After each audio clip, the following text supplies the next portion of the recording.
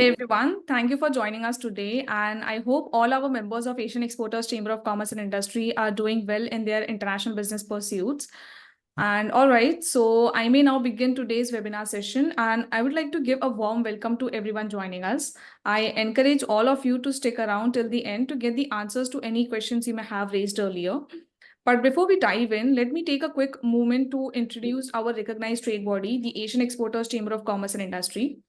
So beginning with my self-introduction today, I am Tehri Mullah, your host for this webinar, and I'm honored to serve as the Executive Director at AECCI. Our organization, which is recognized by the Ministry of Commerce and Industry, Government of India, is committed to supporting exporters and importers in international trade through tailored initiatives. AECCI promote and developed in the industry, trade, and service sectors within the Asian community. So we greatly appreciate everyone's presence in today's webinar, and it's truly exciting to have you all join us. Our chamber envisions a robust and prosperous economy where businesses and professionals unite voluntarily, enhancing a community's quality of life. Under the invaluable guidance of our Honorable Chairman, Sri Zahir Bukhari, we are steadfastly working towards achieving and flourishing in the pursuit of this vision. And as a premier trade organization in India, AECCI is dedicated to making lasting and meaningful contributions. We uphold the core values like honesty, independence, confidentiality, neutrality, clients' right protection, responsibility, exceptional performance, and team spirit. Our strategic planning is focused on securing the long-term success of our clients' businesses while embodying these values. So today, it's a privilege to introduce an esteemed legal expert with vast experience. So let me introduce Ms. Anu Srivastava, an advocate renowned for her practice before the Supreme Court of India, and is our speaker to this session. She's a legal expert with extensive experience advising clients across various legal forums, including Supreme Court of India, High Courts, and arbitral tribunals. And Ms. Anu specializes in arbitration, insolvency, consumer matters, property law, and more. And with a track record of successful representation in complex legal dispute, she brings a wealth of expertise to our webinar. So before we proceed with our agenda, let's pause for a moment to allow our esteemed speaker to introduce herself. So Ms. Anu, over to you. Well, hello everybody. It's really nice to be connected with all of you on a Saturday evening, and thank you so much for taking out the time for this webinar. I don't have much to add to the introduction that has just been given, so, except for one thing that I'm an advocate on record at the Supreme Court of India. I have an experience of about 8 years now of representing clients and different stakeholders in disputes as well as advisory before various courts and tribunals in India. I've worked with one of the best law firms in India before I decided to start my own practice. And I've also briefed some of the top senior counsels in India, and I continue to brief them regularly as and when the client requires. So that's a bit about me. And I finished my undergraduation from Gujarat National Law University, and I went for my master's in commercial law from Cambridge University.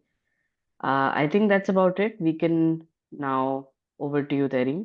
Okay, thank you for gracing us with your presence today, Ms. Anu, and your Thank participation you. is greatly appreciated. So, as we start our exploration on empowering exporters and navigating consumer rights amidst insolvency in global trade, I urge everyone to actively participate. Your perspectives will enrich our discussion, and we anticipate an insightful exchange. So, in today's session, we will explore essential topics such as consumer rights in global trade insolvency, legal frameworks, common challenges, protective measures, and practical case studies. We will also discuss strategies to mitigate risk and expert insights on navigating complexities by way of providing valuable guidance to our exporters. So, as the host of today's session, I'll address some common queries often encountered by our exporter members. So we are honored to have Ms. Anu, our esteemed speaker, providing her valuable insights. And I urge active participation from all attendees, inviting questions to enrich our understanding of international commerce. So without delay, let's begin, Ms. Anu. I invite you to share your screen and commence your presentation. Meanwhile, I'll kickstart with some foundation questions and to ensure clarity. Thank you so much. Before we begin, just a small request. I hope the audio is clear Yes, because it's clear. everything is fine. Okay. So I'm just going to share my screen and I hope that you all should be able to see the screen. Is this visible now to all of you? Yes. All right, great. So, hold on. Yeah. Okay, shall we begin then? Yes. You may start, please. Okay, so the topic that we're supposed to discuss today is consumer rights under insolvency in the realm of international trade. There is some sort of a problem with this topic, which is that consumer rights and insolvency have never really been considered together in any forum when we speak of or with respect to any lawmaking, policy making. We always look at consumer rights as being a separate body of law when compared to insolvency. Now, why is that? The reason is that insolvency, when we think of it, everybody is comfortable with English in this session, Yes. right? Yes, yes. Okay, great. So, when we think of insolvency, it's something that is supposed to be a very extreme measure. Okay, you don't expect companies to go into insolvency and especially large companies like recently we've had Go Air go to insolvency. We don't expect these things to happen, right? Now, let me just give you a bit of a background. Before India had a law on insolvency, we didn't have anything particular on what to do if a company is facing financial trouble and is not able to meet its dues. That's what you call insolvency, right? So the only option that was available to any company which was incorporated in India was that they would have to be liquidated. But why is insolvency important? Insolvency is important not because it allows a company to become an insolvent. The key here is insolvency resolution. So, whenever we look at any company which is about to go into insolvency or which is undergoing what in India we call corporate insolvency resolution process, the focus is not that let's sell off the company and let's distribute its assets into its creditors. The focus is always going to be how can we ensure that this company continues running, Hmm. which is why you have people coming in, putting in a resolution plan, telling the telling the insolvency resolution professional and the tribunal that look, we are so and so company, we are ready to take over this particular insolvent company and we'll ensure that it's able to meet its profits, right? So we have to understand that insolvency, when we speak of it, is number one an extreme measure.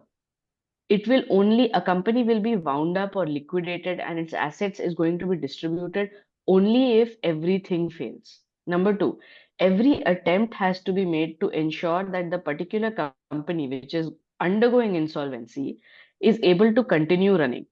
And this is a general overview across all laws that you will see because even the Indian insolvency and bankruptcy code is based on a particular model law and it's based on best practices from all over the board, all over the country. So what's important is that consumer rights and insolvency operate in two different silos. Okay. When we think of consumer rights, it's about providing consumers with an adequate measure to ensure that they have a speedy and effective resolution, a process of resolution, right?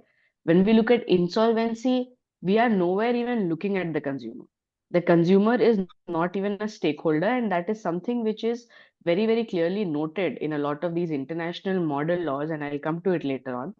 It's also noted in the committee which recommended the enactment of the insolvency laws that look, when we are talking about the insolvency of a particular company, we are not concerned with any private rights that you or I have as a consumer against that company. So that position of law is very, very clear. The reason and the objective why it is so is because when a company goes insolvent, you don't want it to be wound up. What you actually want from that company is that someone else steps into the shoes of the management. The current management is replaced. Another big company comes in. They take over that company. And they, after, remodeling it, pumping in some money, maybe taking some more loans, etc., that particular company, which is called as a resolution applicant, ends up running that company on a long-term basis. So what will happen? Let me just simplify it a bit for you. Supposing I have a claim against GoAir as of now, okay, which is, as we all know, undergoing insolvency, right? Supposing I have that claim against GoAir, it's not for refund of a ticket money. It's, let's say, something more. I was supplying some goods, or um, maybe there was a crash and I want them to pay up, right? An airline crash. Now, what do I do? In this situation, of course, I can go to a particular consumer forum, make my case for deficiency of services and products, etc. The objective being that I need to recover my money at the end. Okay. How do I do that? And that's what I'll try and explain to all of you during the course of this presentation. How do I ensure that if a particular company has gone insolvency or is currently undergoing insolvency, what are the options that I have to ensure that I can maximize the amount of money that I can recover? So just to introduce, consumer law, insolvency, completely different objectives. Insolvency, the focus is always going to be on insolvency resolution. If that insolvency resolution fails, the assets of the insolvent company, they are to be maximized and distributed as per a waterfall mechanism. Now, this waterfall mechanism is pretty much common across all countries, okay?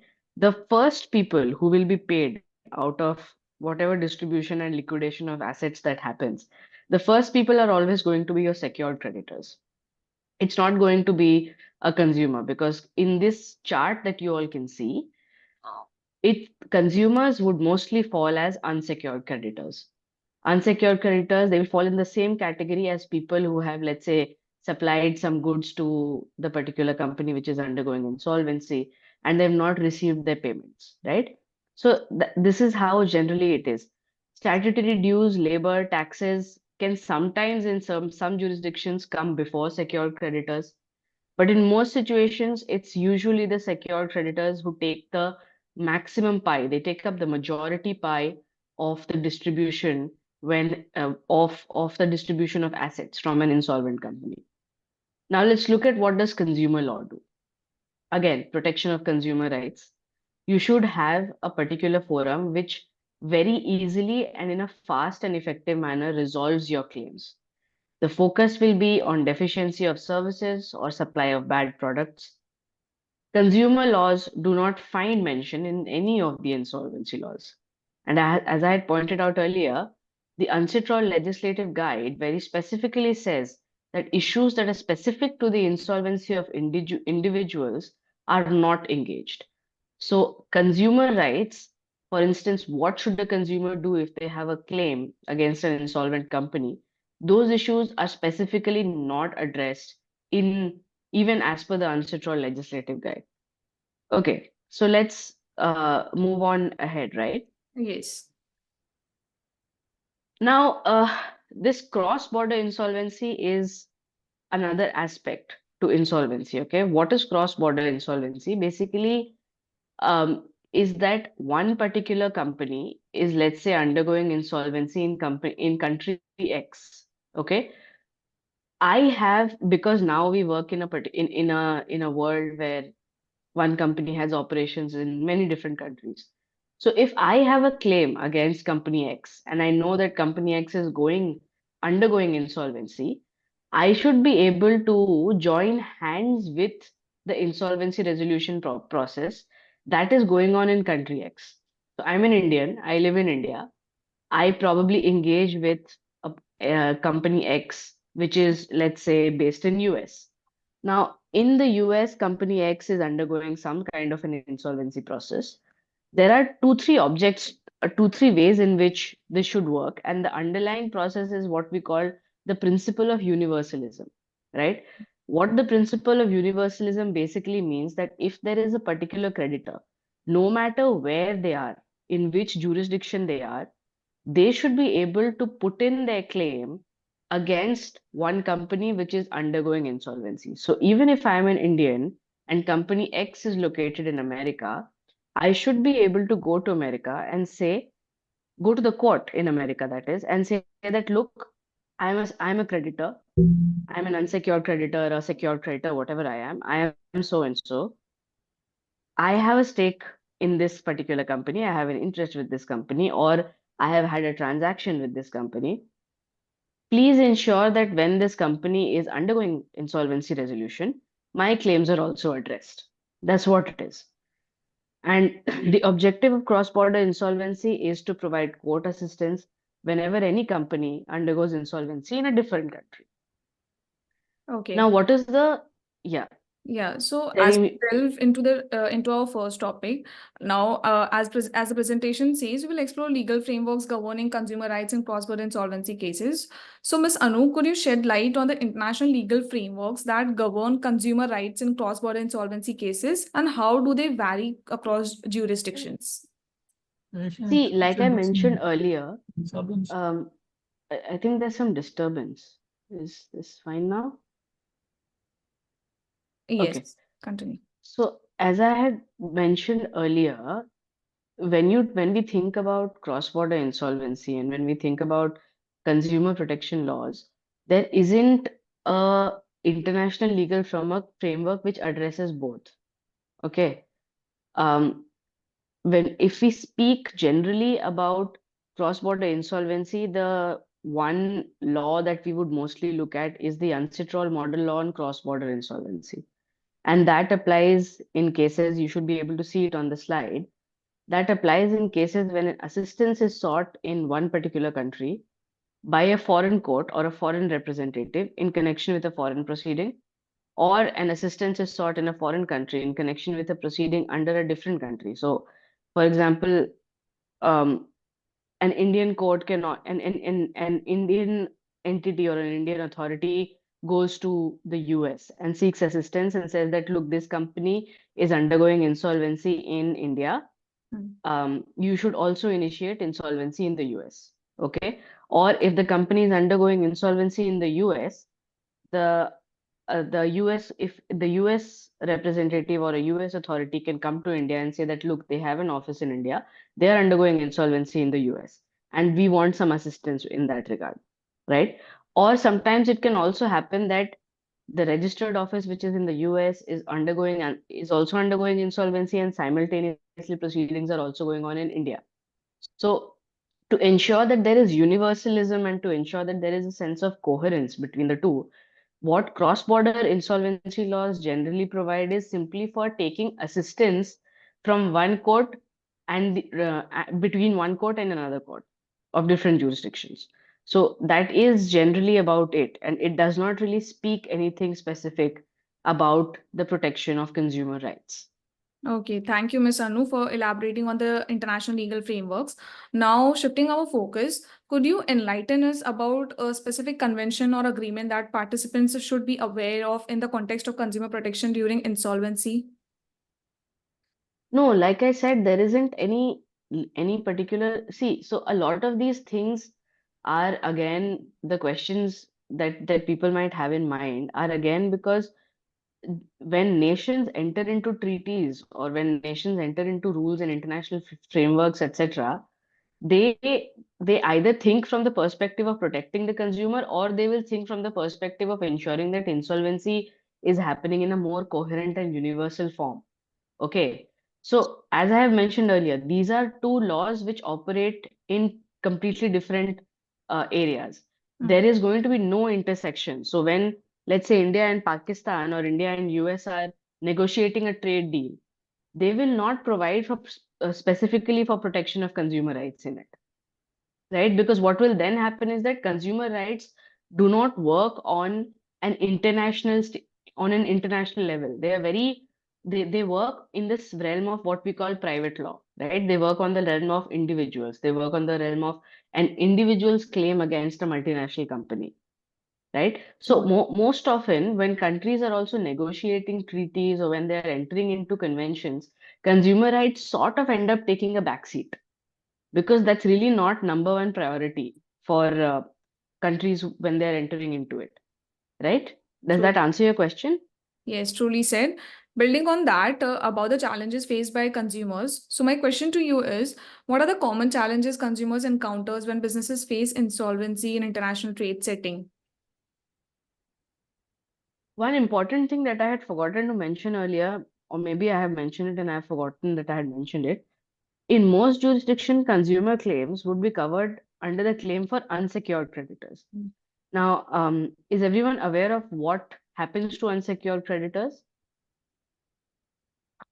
So basically, secured creditors and unsecured creditors, the distinction only is that secured creditors are mostly those people who would have advanced loans, financial institutions and banks who give out loans. Mm. Unsecured creditors are people whom you owe money, but that loan or that money or that credit is actually not backed up by any security. When a bank is extending a loan to you, they will always ask you for some security. So hence secured creditors. So consumer claims would mostly go as um, unsecured creditors, right? That's just a small prefacing that I had to do. Now, to answer your question, let's move on to the next slide. What is the biggest challenge in the context of cross-border insolvency is how do you even know that Mm. the company is gone insolvent, right? Right. Unless there is someone who reads newspapers from all over the world and is very, very, you know, keen at looking at Financial Express and Economic Times, in 80% of the cases, if it's not a large company, in 80% of the cases, one would not even understand or one would even not know that the concerned company is undergoing insolvency. Okay. Also, insolvency is something which happens very much all of a sudden. Mm. Um, one particular day, flights are going on, just within 15 days, you realize that this particular company has had to file for insolvency because it has not been able to pay debts. So it's a very sudden thing. So the biggest problem is you will most likely not know that there is a company which is facing financial trouble and is going on insolvency because these things are triggered again. Insolvency laws are usually triggered in cases where a bank goes to the concerned tribunal or the concerned forum and says that this particular company is not able to pay my debts. You have to declare it as an insolvent, Mm. right? Or the company might itself one day decide and say that, Acha, I'm not able to pay my debts. I'm going to go to the concerned court and ask for insolvency resolution. So in my view, the biggest challenge is that you would mostly not know that the company is going to go on and into insolvency. Okay, thank you. Thank you for providing your insights into the common challenges consumers face. Moving forward, could you elaborate on what legal remedies are available to consumers dealing with insolvency in international trade, and how can they effectively utilize these protections to safeguard their rights? Right. I think there was another challenge which I wanted to discuss, and I'll just quickly address that before moving on to your question. Is that all right? Sure. Thank you. The second challenge is how do you enforce your claim? And this is somewhat overlapping with the question that you had asked, right? Hmm. What is the legal remedy that I can exercise Hmm. to enforce the claim, right? Right. Now, what I have done here is that there are 4, 5 situations that might arise in the context of consumer rights and cross-border insolvency. Okay. In the first situation, which is somewhat an ideal situation, what will happen is that you would have already initiated in your insolvency proceedings, consumer court proceedings in a particular country. You have a judgment in your favor. Okay. So, for example, I sue company X in the National Consumer Forum in India. I have a judgment. Company X is undergoing insolvency either in India or in some other country. And I want to ensure that the judgment that I have, where company X is directed to, let's say, pay me 10 crores of rupees, I get that money, right? In that situation, what I do is I will simply go. If now, again, it depends on the stages. If there is an insolvency resolution process which is undergoing already and Hmm. a resolution professional is appointed, the best thing to do in a situation like that is that you go and file your claim as an unsecured creditor over there. Okay. There would be higher chances of that claim getting verified and you being able to get some money out of it. Hmm. Okay. Now, in this first example, let's consider another situation. Okay. There is a judgment from the NCDRC. Company X has a branch office in India. Company X is also undergoing insolvency in, let's say, US. For example, let's take Starbucks. Okay. Starbucks gives me very bad coffee one day, Hmm. and I drink that coffee and I fall ill. Okay. Hmm. I fall ill. I have a huge problem with food poisoning and all of that. I have had to get admitted into the hospital and etc. I spend a lot of money in the hospital. I file a case before the concerned consumer forum. I get some money where the consumer forum says, okay, Starbucks, you have to pay them. Huh? Compensation. Yeah, pay them some compensation for deficiency of services or and supplying a bad coffee, Hmm. etc. Now, it's important here to understand that Starbucks, that is functional in India, is actually a franchise that is owned by Tata. Correct. Okay. Starbucks US is a completely different entity. Now, let's assume that Starbucks US is undergoing insolvency. Okay. What do I do then? In a situation like that, I have better chances of simply filing an execution in India, Hmm. right?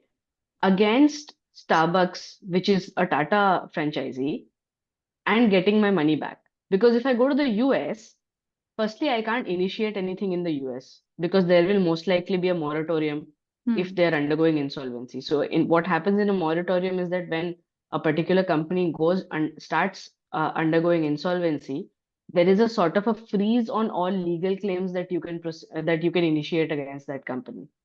So I can't go to the US and say that, Acha, I have this order from the Indian Consumer Forum, please enforce it.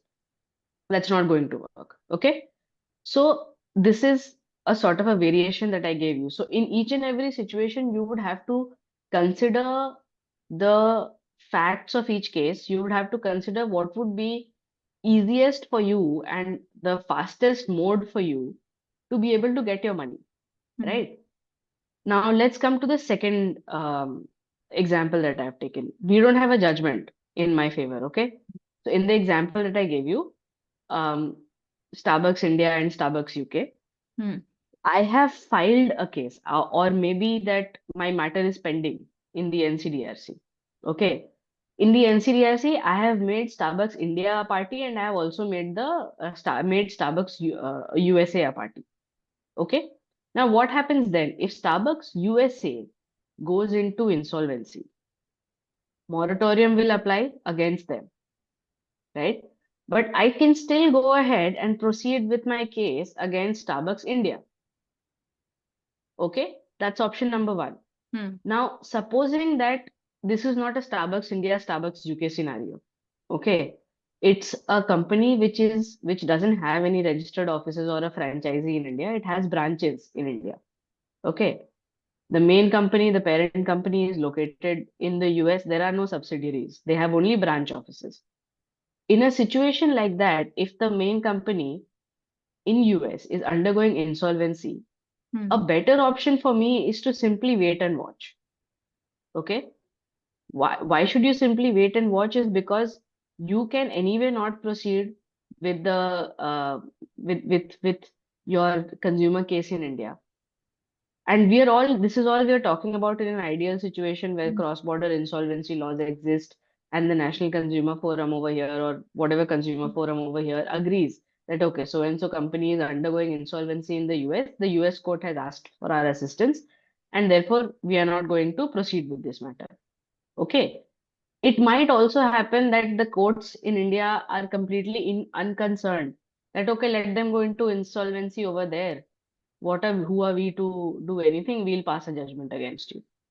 Sometimes that can also happen because, again, like I said, cross-border insolvency is something which is right now, there is a model law which exists for it. It will depend on the implementation of it.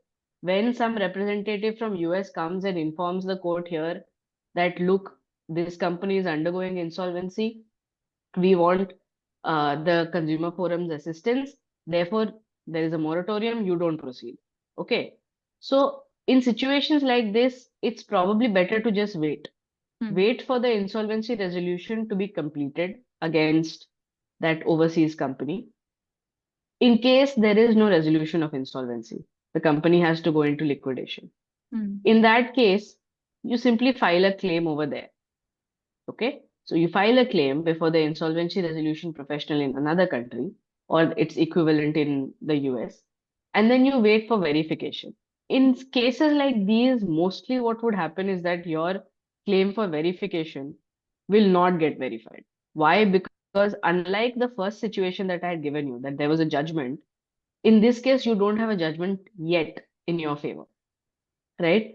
So then it will depend on how the particular, resolution applicants and how the officials over there, by officials, I mean the equivalent of insolvency resolution professionals, how they will go ahead and look at the matter and see if you have a good case, bad case, whatever. Okay. So these are the two scenarios. Let's consider scenario number three. Okay. You have a claim. Hmm. It has just happened.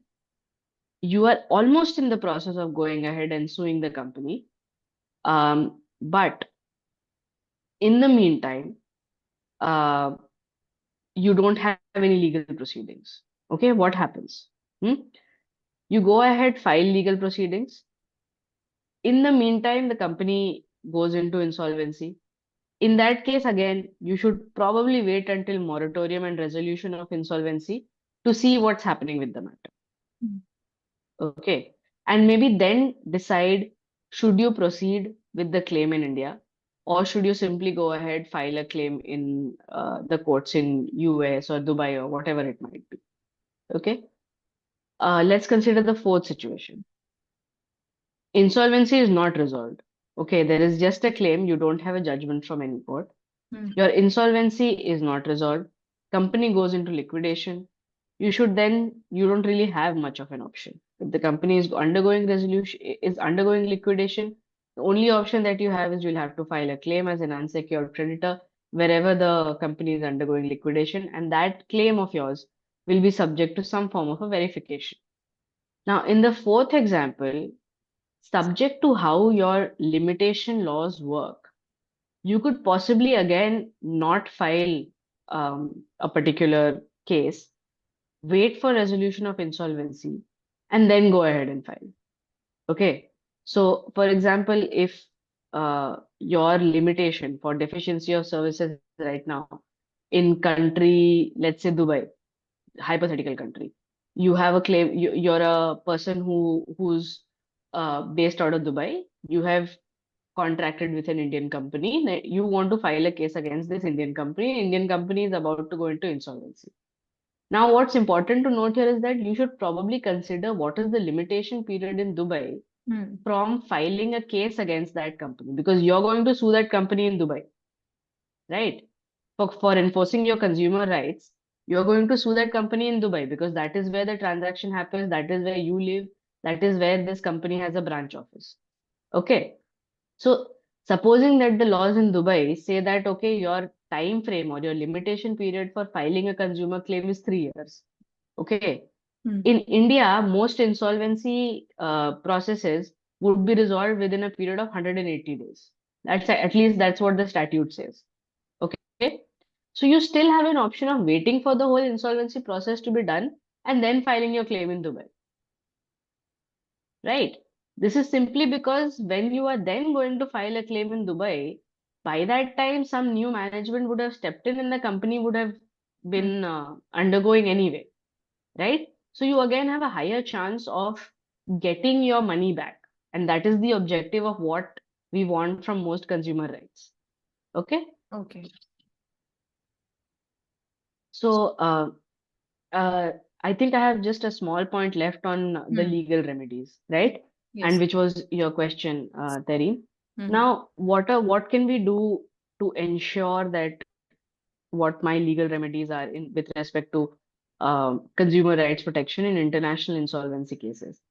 Like I said, this becomes a bit tricky, okay?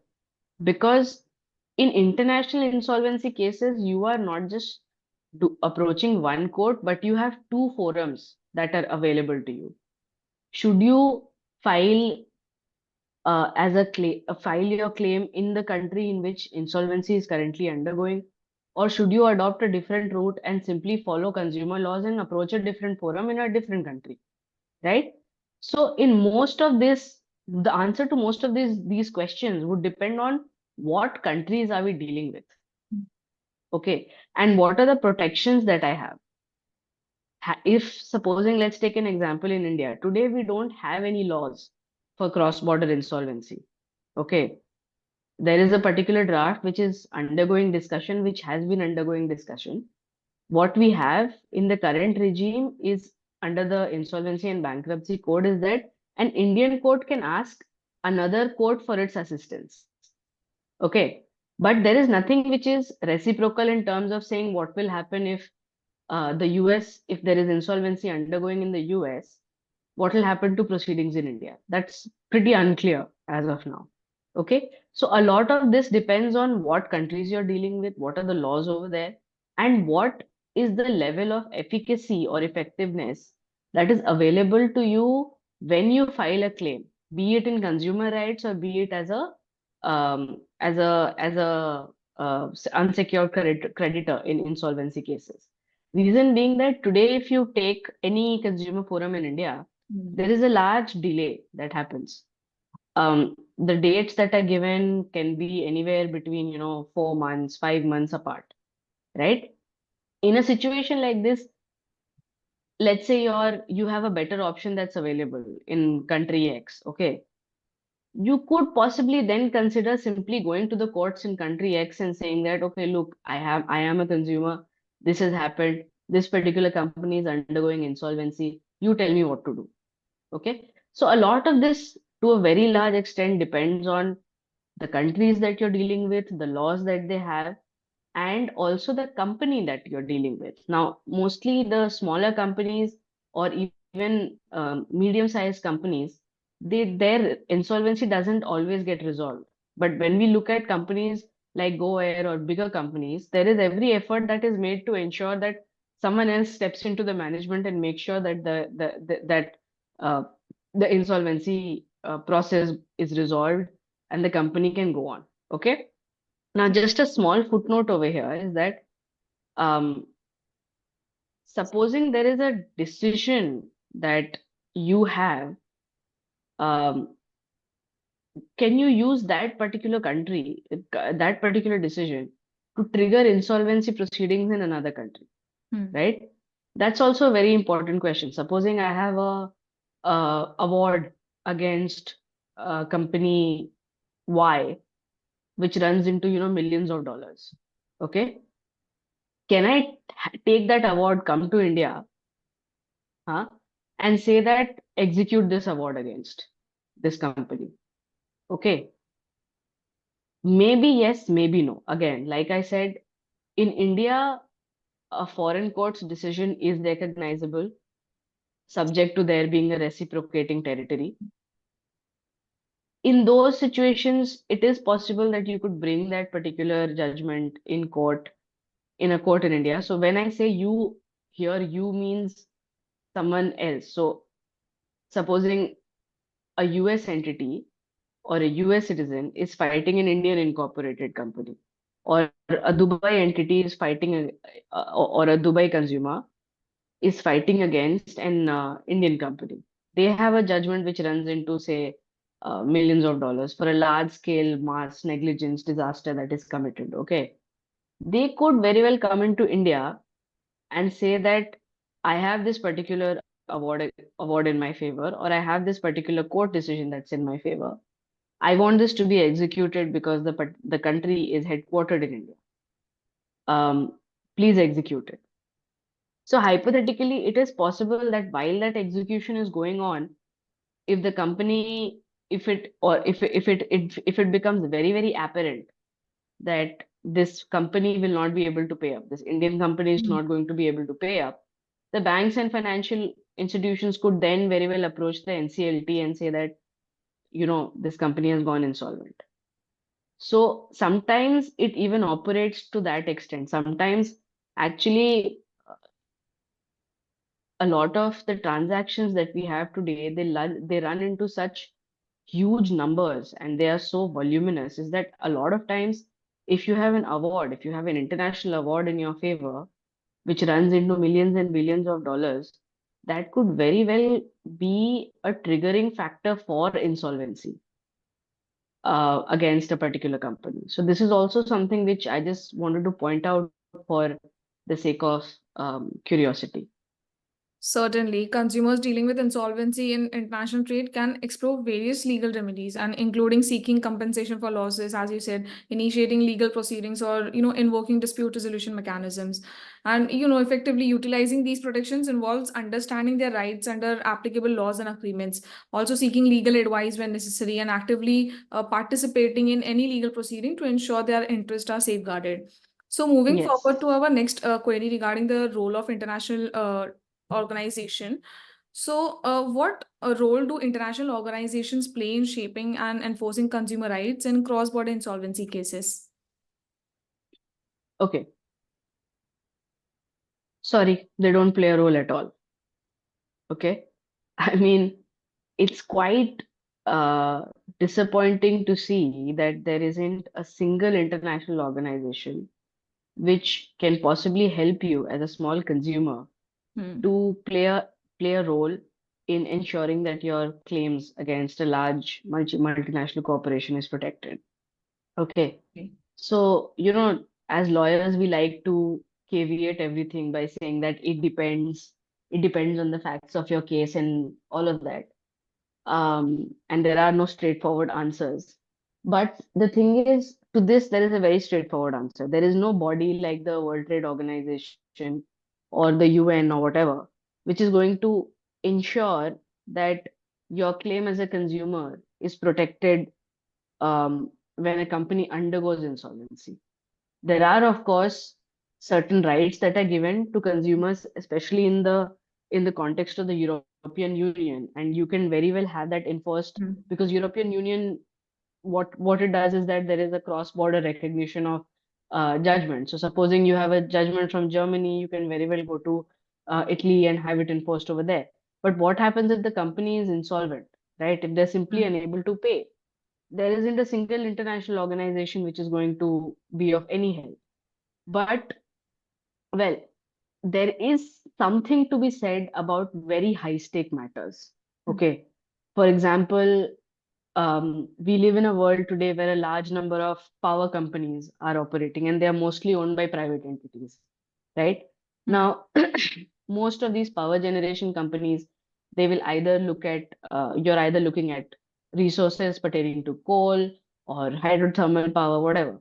And these are very large, and the scale at which they work, they have possibly got a very huge carbon footprint in the particular while they operate. So the chances of an environmental disaster or Hmm. environmental pollution is very high.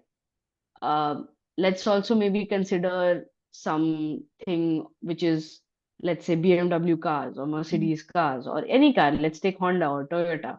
There is in a particular situation, let's assume that Toyota ends up manufacturing cars where your bags, your safety bags, they don't open, and that's a manufacturing defect, right? Now, Hmm. this is a huge safety concern, right? So, in when there is public interest which is involved to that great and to such a large extent, possibly it's important for nations to come forward and say that I am going to step into your shoes as the stakeholder and pursue this in an investment arbitration. Okay. Now, how do investment arbitrations work? Investment arbitration is a very weird thing. Okay. Because what happens is that state X will get into a treaty, an investment treaty with state Y. Okay. These two countries will enter into a treaty saying that we will give fair and equitable protection to your investors. We will give you most favored nation status. What this basically means is that they will not discriminate between the investors of each other country. They will also give fair and equitable treatment. They will treat the investors of each other's nations at the same level that they treat their own investors. Mm. Okay, that's how it works. So, and again, this is all very hypothetical. This has not Mm. really happened so far that a consumer disaster has happened to such a large extent, and one country has brought a claim against against another country to pay up. Mm. Okay, so what would happen in most situations is that, let's say in India tomorrow, if we find out that, I gave you the example of Toyota cars, right? We find out that Toyota has this manufacturing defect.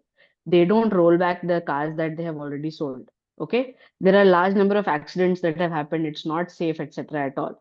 I can always approach the country which is in which Toyota is headquartered, right? Um, and I can say that, look, your investor came into my country, set up a plant for manufacturing these cars. But these cars are now being manufactured with this safety defect. So I'm taking you into arbitration because what you Mm. have effectively done is that you have violated your uh, fair and equitable treatment requirement, and you have also violated your security provisions that whatever you will provide will be a safe and a fully protected measure. So things like that can happen, Mm. right? It can also happen depending on the language of the treaty between the two parties and the language of that specific treaty, that India as a country can possibly even also take Toyota into an investment arbitration. And again, this is all very experimental because I don't really have a precedent to give you with respect to consumer pollution and consumer rights protection. Mm. But it often happens that mostly there are these companies which file claims against countries. For example, Vodafone, when the whole 2G spectrum scandal had happened and the licenses were cancelled, Vodafone took India into an investment arbitration and had said that, look, this change in law happened. You never told me about it. Now pay me money because my licenses got cancelled, right? So, yeah, things like that may happen, but in situations like that, then again, the consumer gets lost because the stakeholders now are large countries, large MNCs, and they are, of course, looking at representing your interests, but there are larger public policy concerns which come into picture. Another possibility is to maybe file a mass arbitration claim against that company. Mm. Okay. Mostly we don't realize it, but whenever you even go ahead today and buy a washing machine, Mm. they will have this fine print in the invoice or in their terms and conditions, etc., saying that whatever disputes will arise, they will be taken into arbitration. Correct. Now, let's say the washing machine is defective. And we know that the washing machine is defective.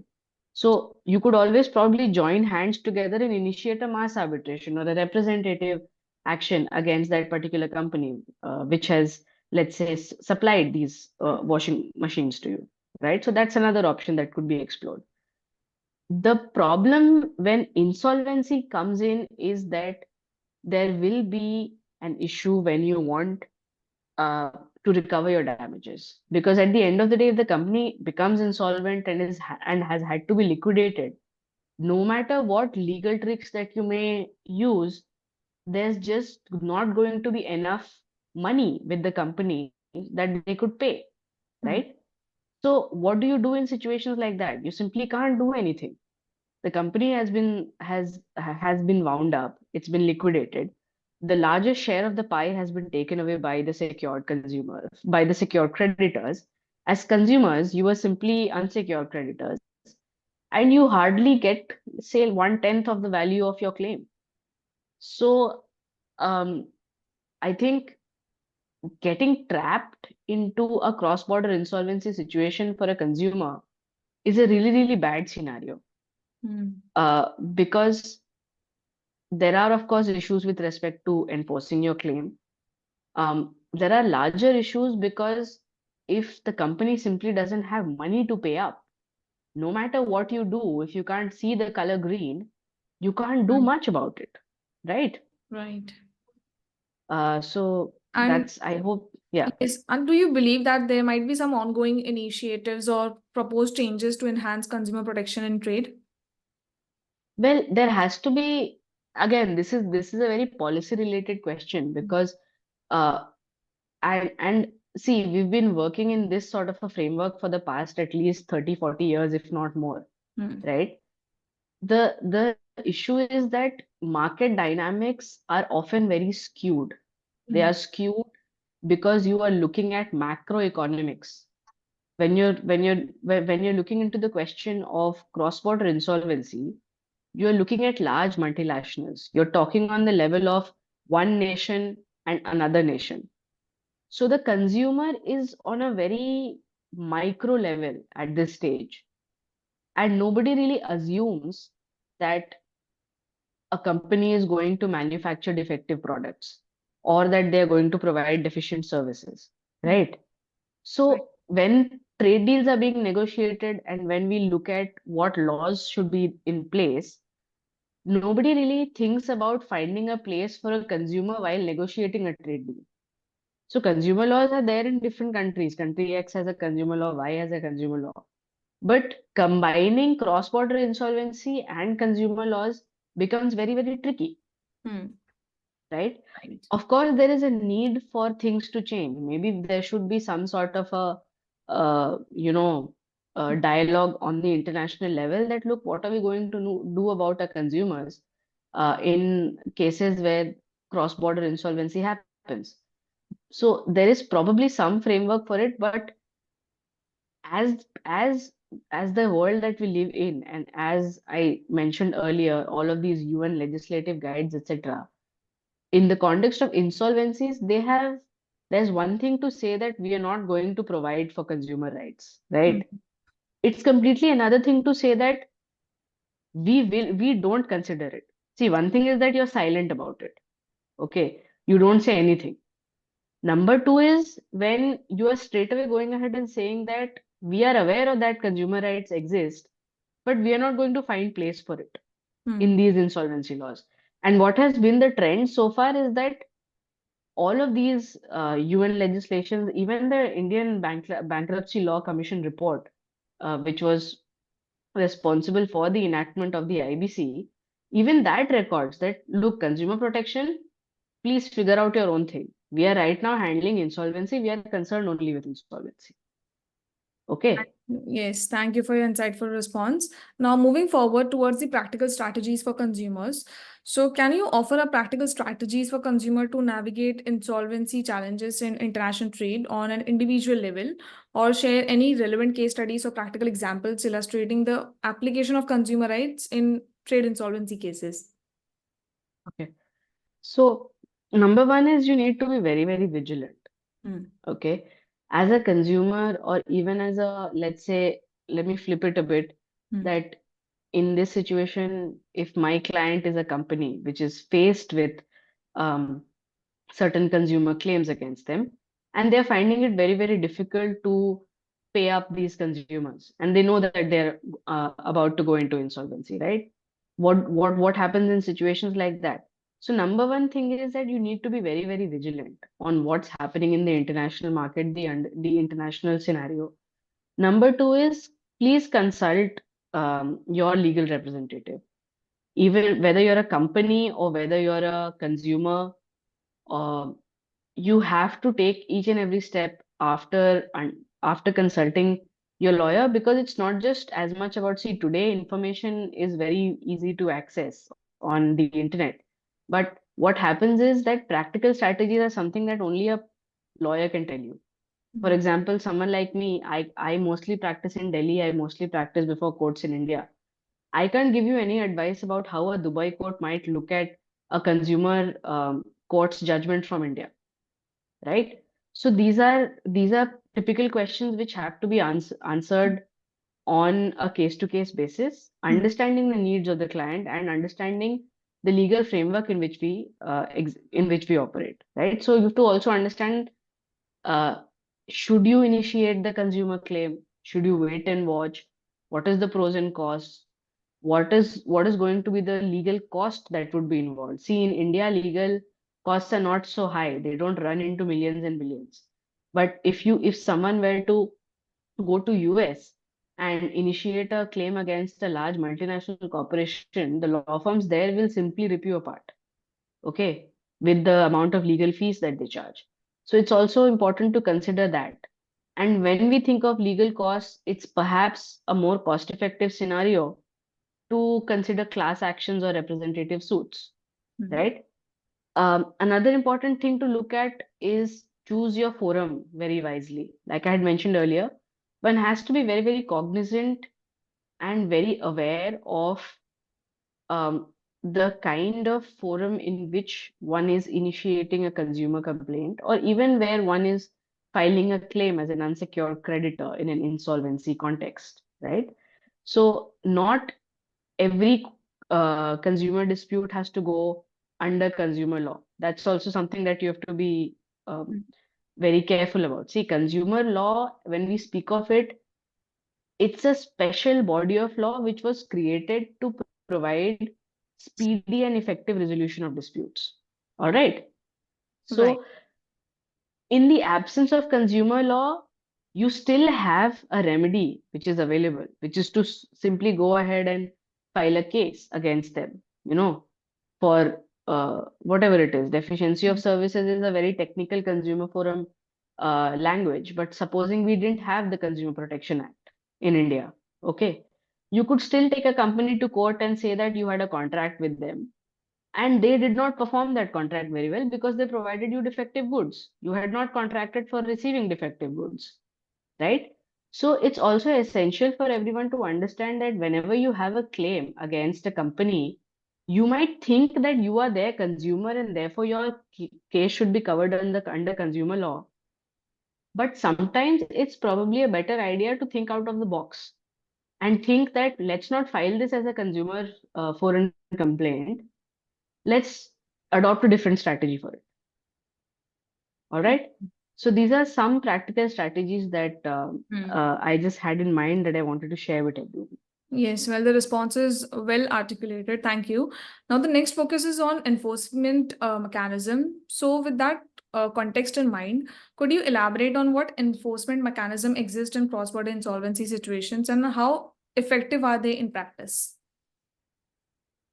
So again, I had spoken a bit about reciprocating territories, right? Um, if you have a judgment from any reciprocating territory, it's usually very, very easy to enforce that. Okay.